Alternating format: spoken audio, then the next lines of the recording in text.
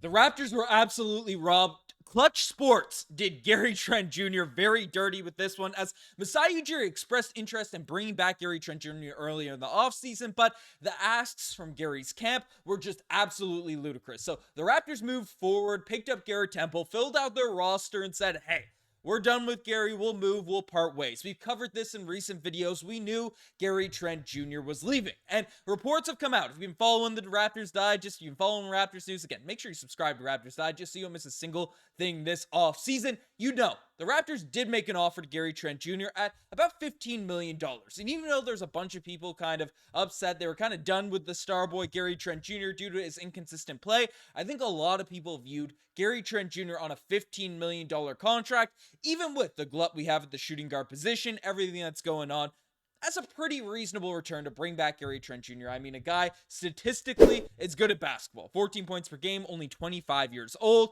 right? 1.7 assists, shoots 40% from the three-point line, pretty consistent from the corners and all different areas. We know Gary Trent Jr. is good at basketball. He's a quality basketball player. But the negotiation strategy, the stuff from Rich Paul, absolutely had this market dried up completely after the Raptors kind of let part ways and stuff.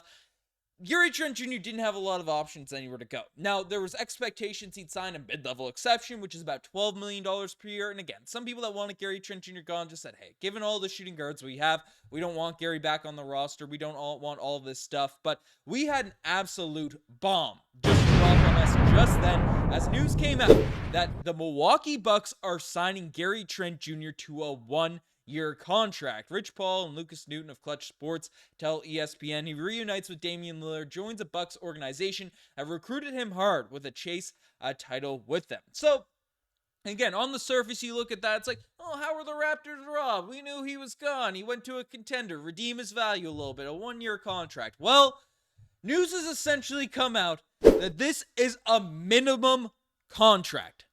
So Gary Trent Jr. went from asking, had the boldness, had the audacity to come to the Toronto Raptors at the start of the offseason and say, hey, I want a raise on my contract. Because he was making roughly $17 million per year last year. I want a raise. I want $20 to $25 million range for my upcoming contract to stay with the Toronto Raptors, to come back with this team and, grow and develop in this rebuilding situation. Again, that was ludicrous. That was bananas. That was just absolute. That wasn't going to happen.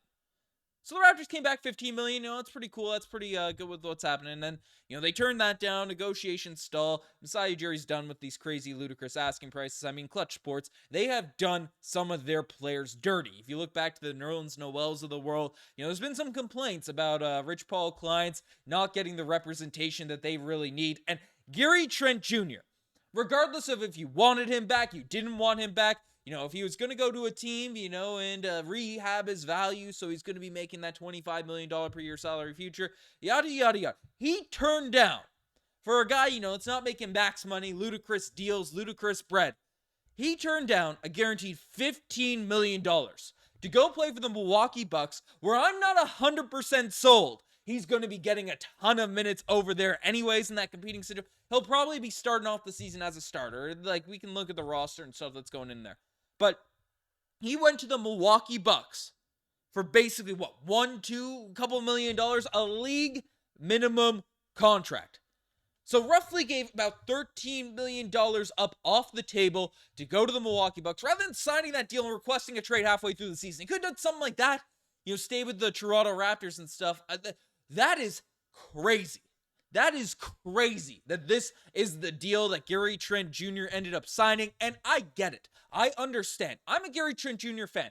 I don't think I think his stats are over criticized, over discussed in terms of how bad of a basketball player he is. He's a pretty solid defender. He does a lot of good stuff out there on the basketball court. I mean, 14 points. He averaged like 17, 18 points per game last season as a shooter that never complained, wasn't a head case in the locker room. It wasn't like he was out there, chewing out players in this Raptors team last season in terms of what's going on. Like Gary Trent Jr., for minimum, to let him go on a minimum contract, to make the decisions that we made. And yes, I am very happy with Garrett Temple being back in the organization, being a dude that we can have just in this sort of team, in this organization, be a veteran for a younger roster. I like Garrett Temple. He's a good guy.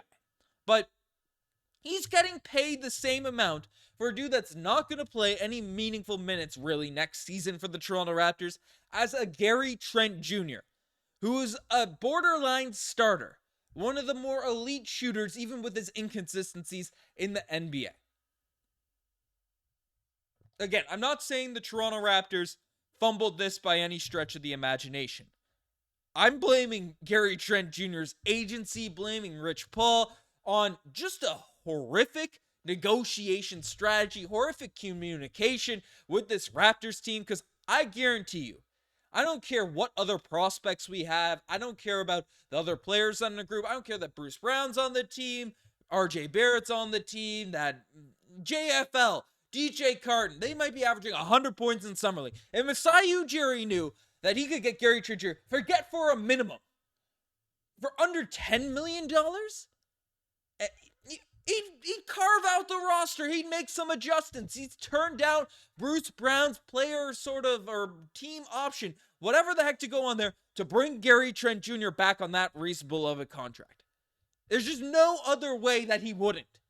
That is an absolute steal. That is, for the level of shooter, for the flashes of brilliance he's shown on the defensive end, because the hate that he got on that end of the floor is just stupid.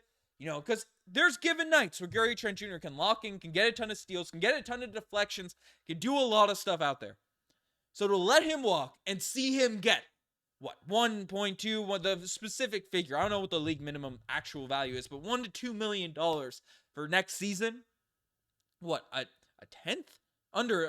Between a tenth and a fifth of what? How did that happen? How did that happen? That's just something that baffles me. You know, breaking this down, maybe more details will be revealed on the situation, but a lot of the negotiation period between the Raptors and Clutch Sports for Gary Trent Jr.'s representation has come out, but for some reason, they thought that him going to the Milwaukee Bucks, giving up all of that bread, all of that money, and just betting on, them winning a championship and is value increasing out there on the open market. I don't know what it is. Like, I get the strategy, but the Bucks have a Pat Connaughton. They just drafted a shooting guard in AJ Lawson. They have, Chris Middleton, who runs the shooting guard for that spot too, but I imagine Chris Middleton will be put at the 3. Again, the Bucks aren't the most deep team on planet Earth, but even Bokamp, who is on their summer league team, he's going to be a guy that's going to be on that roster vying for some minutes. It's not like the Bucks have no one there at that shooting guard spot that's going to compete for minutes, compete for stuff with Gary Trent Jr. I mean, this is a bold strategy. This is a crazy sort of development in terms of what the Raptors did, and we knew he was gone. Now, I'm not beating Masai Ujiri. I don't think it's Masai's fault.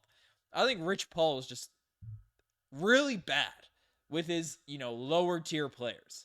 In the middle class, it's not there in the NBA anymore. There's a few articles written on that, but he's done this before with Nerlens Noel. He's done it before with other sort of Clutch Sports clients. These guys are just getting finessed. If you're not the LeBron James, the John Walls, the Ben Simmons, the players that when their max contract extensions came up, they were basically going to get that max money anyways. I guess OG Anunoby got some bread, so they negotiated that one well, but I don't know. The fact that Clutch Sports fumbled this one that bad for Gary Trent Jr. should be studied.